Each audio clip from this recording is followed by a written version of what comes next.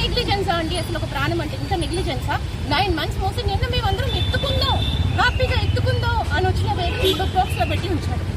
Box లో పెట్టి ఉంచారండి. No monitoring, అస్సలు హార్ట్ బీట్ అనేది మానిటరే చేయలేదు. అస్సలు 10:30 చేసి ఎవరైనా లేబర్ పెయిన్ చేస్తున్న అమ్మాయికి 11:30కి ఐయూడీ టెస్ట్ అని చెప్తారా అంటే హార్ట్ బీట్ మానిటర్ చేయకుండా కంటిన్యూస్ గా చేయాలి.